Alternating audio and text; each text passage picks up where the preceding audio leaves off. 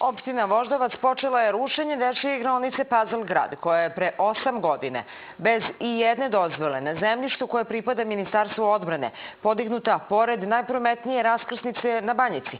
U izgradnju je uloženo 30 miliona dinara. Na uklanjanje će biti potrošeno još 3 do 4 miliona, a Banjica i dalje nema dom zdravlja, koji je mogao da bude izgrađen za te pare, kaže predsjednik opštine Voždovac Aleksandar Savić.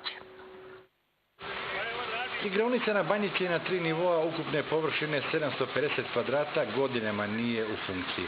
Očerupana i uništena, pretvorena je u stecište problematične populacije i izvor velikih problema, pre svega za stanovnike obližnjih solitera. Konačno, presekla je opština Voždovac, nelegalno izgrađeni objekat se ruši.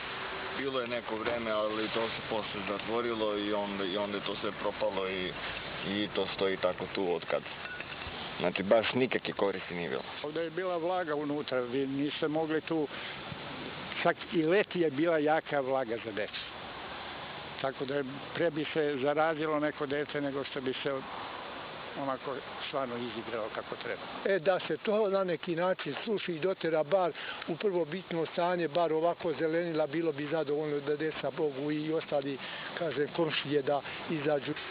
Iz Puzzle grada je odneta većina mobilijara i kompletna gumena podloga, smeće, prazne flaše i tragovi paljevine svedoče ko su bili poslednji stanari najmodernije igraonice za decu.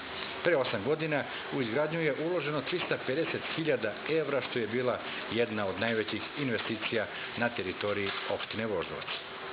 Sva procedura oko nabavke i izvođenja radova za Puzzle grad je maltene urađena na jedan kriminalan način i mi smo se odlučili, tako smo obećali građanima Voždovca, da ćemo posle izbora ovaj Puzzle grad da srušimo i vidjet ćemo šta ćemo moći da uradimo na ovom mestu. Ako znamo da je ovde potrošeno 350.000 evra, a da Banjica i dalje nema dom zdravlja koji smo mi planirali da radimo, možemo da kažemo da su pare za ovaj Puzzle grad bačene, da je neko oprao novac, budžetski novac građana Voždovca.